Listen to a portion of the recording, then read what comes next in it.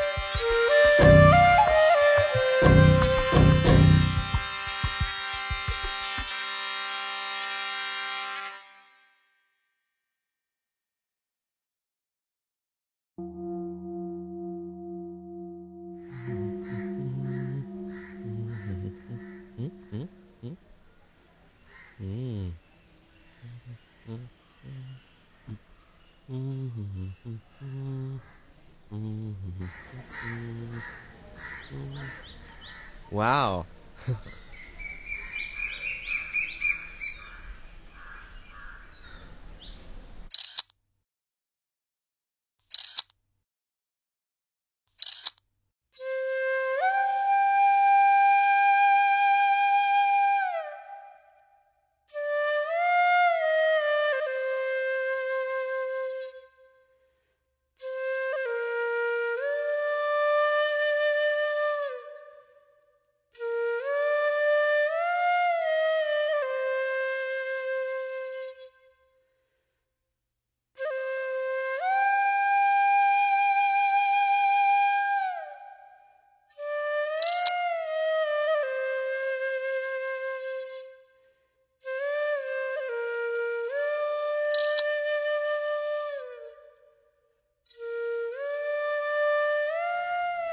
Grandpa, why is this cross different from the ones we see in America? Good question. I'm glad you noticed it.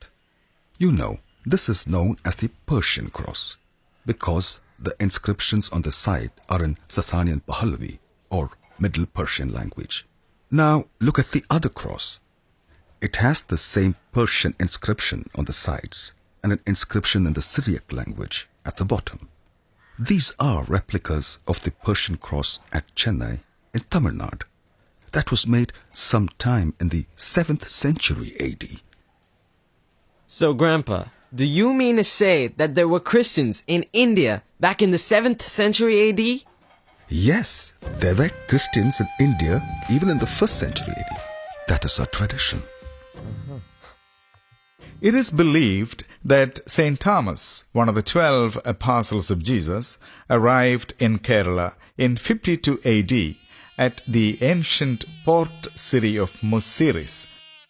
The city is presently known as Parur Pattanam. The apostle established 7 Christian communities in various parts of the region. After about 20 years of intense missionary work, the apostle died a martyr.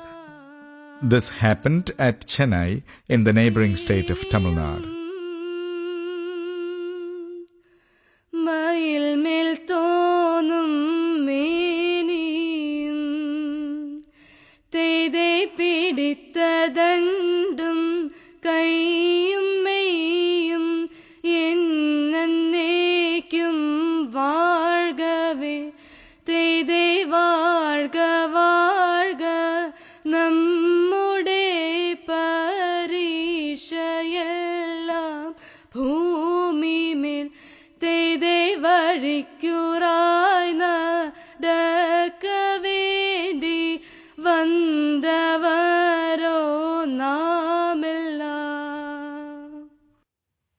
Wow, that's great! So, our great-great-great-grandparents got their faith from an apostle of Jesus. You got it. This is something that you and I can really be proud of. But Grandpa, how did the Persian connection come by? Well, that happened with the migration of Christians from Persia. In 345 AD, a group of Christians from Persia, present-day Iran and Iraq, migrated to Kerala under the leadership of a merchant called Knai Thoman, Thomas of Cana. Their presence strengthened the Christian faith in this part of the world.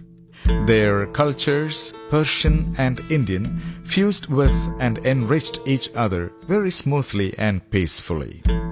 As a result of this association, the Christian worship in Kerala developed according to the model of the Persian liturgy in the Syriac language.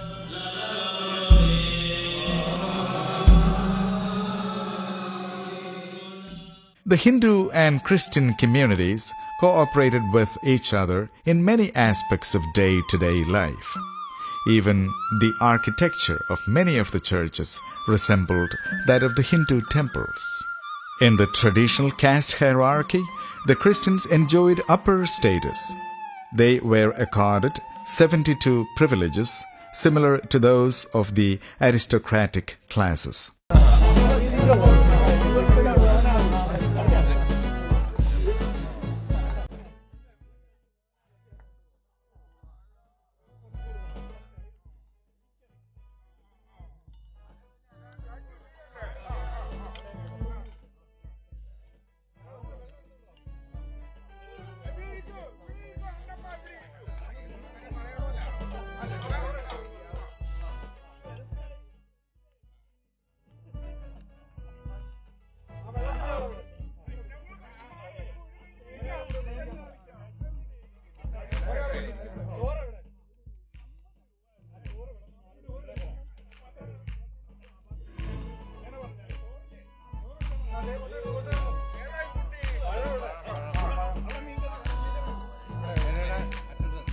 Thus, Christianity became an integral part of the social fabric of Kerala. Christians lived in harmony with Hindus, Muslims, Jews, and others. Although there were extensive sharing of socio-cultural life, the Christians maintained the core of their Christian life, their liturgy, in Syriac, a form of Aramaic, the language that Jesus and his disciples spoke. All these together gave a unique identity to the Indian Christians. Somewhere along the line, definitely before the 16th century, Christians in India coined a phrase to express their unique identity within the multi-religious and cultural context of South India. Mar Thomada Margavum Vazhipadum. Margavum Vazhipadum. This saying may be roughly translated as the way and the lineage of Saint Thomas. Interestingly, the phrase consists of words from three completely different linguistic backgrounds. From Aramaic, Mar, meaning holy, Lord, saint. Thoma, for Thomas. And from Sanskrit, Marg, that is way. And finally from Tamil, Vazhipad, meaning lineage. This combination of languages in the phrase is but one testimony to the confluence of cultures and thought processes that took several centuries to shape.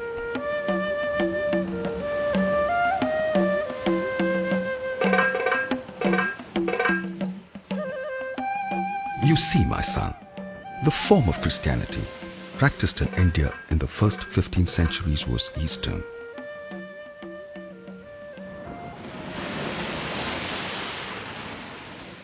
Now, the history took a different turn with the arrival of Vasco da Gama in Kerala in 1498.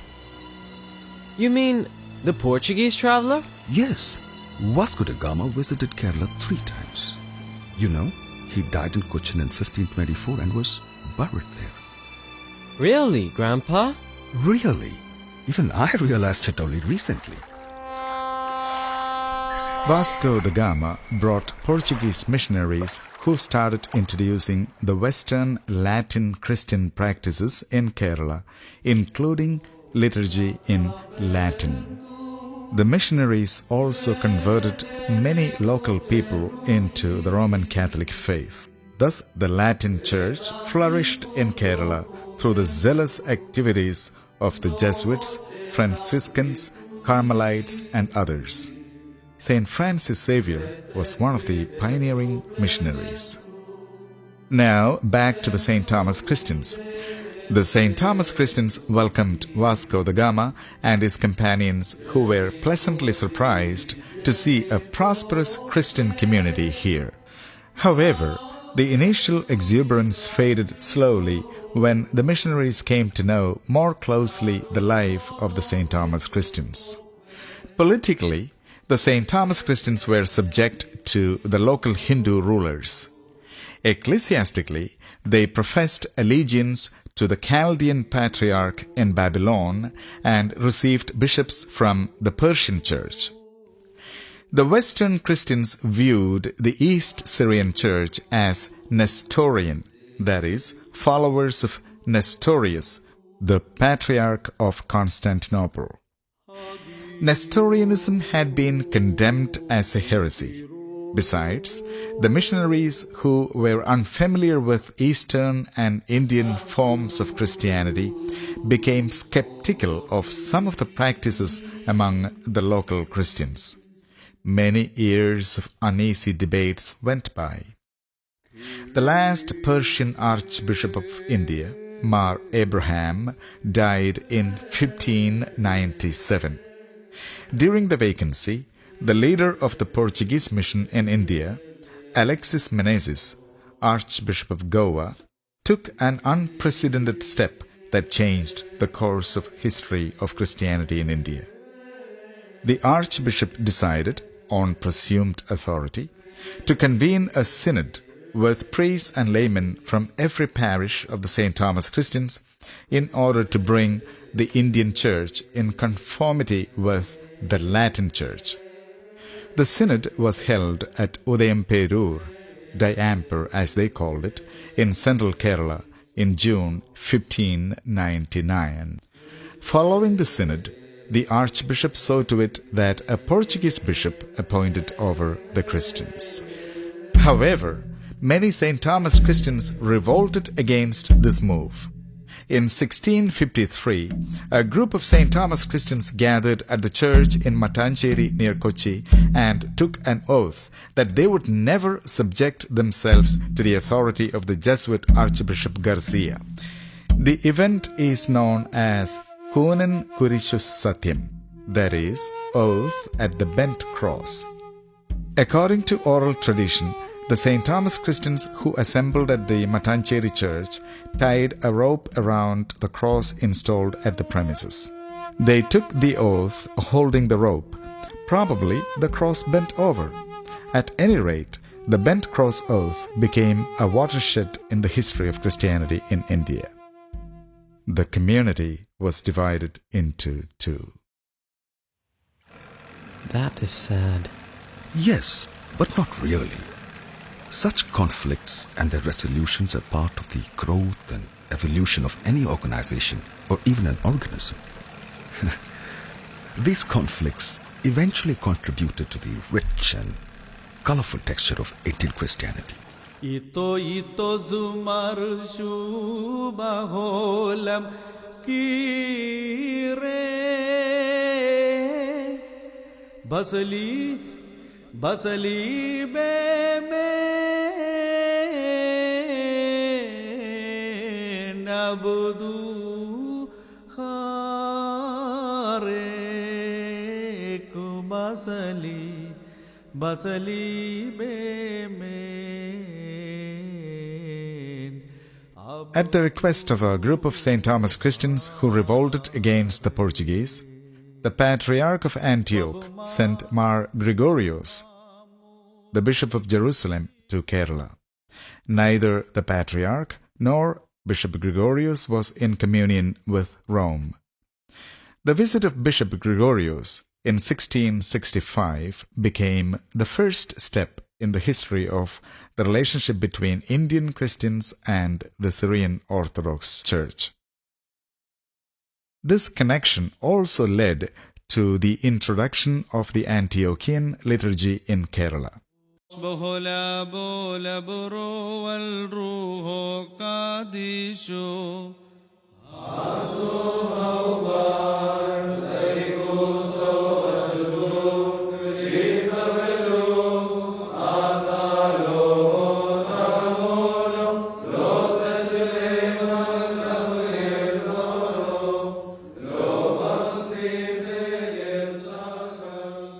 This liturgy is in West Syriac, whereas the Persian liturgy is in East Syriac.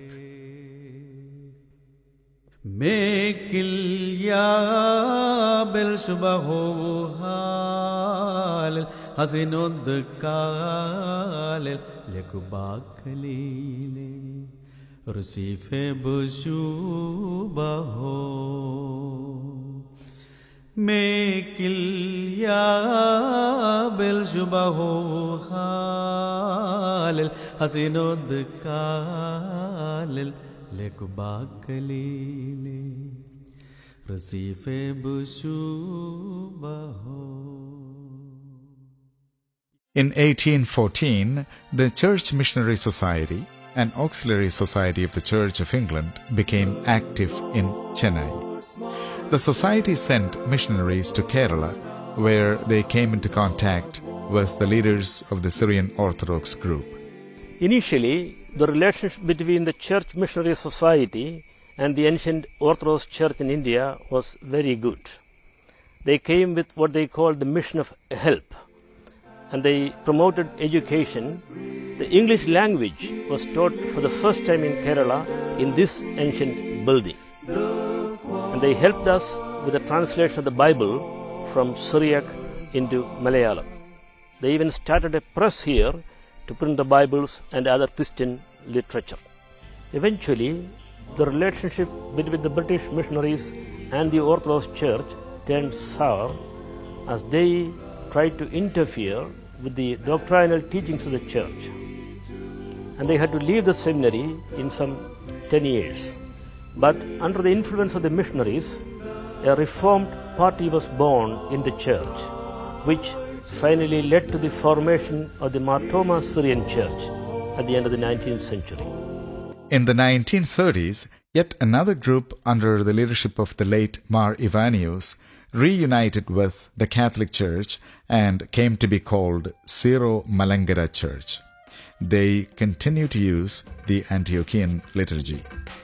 Today, the St. Thomas Christians live in a cluster of 8 sister churches, Syro-Malabar, Syro-Malankara, both in communion with the Catholic Church, Jacobite, Orthodox, Mar Thoma Syrian, Church of the East, Independent Church of Thoreau, and St. Thomas Evangelical Church.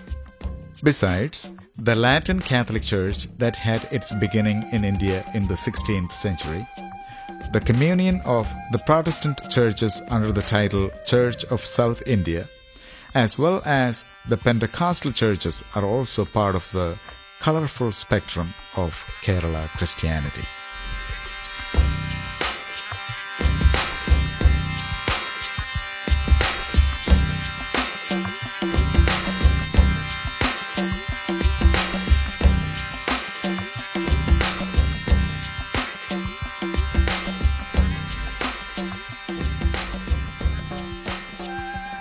Fascinating history, Grandpa. Yes, it is. And more fascinating is the present. Today, Christianity is more vibrant than before in Kerala. In India, there are over 25 million Christians, about 2.5% of the total population. Kerala is home for over 6 million Christians, that is, more than 19% of the total population of the state.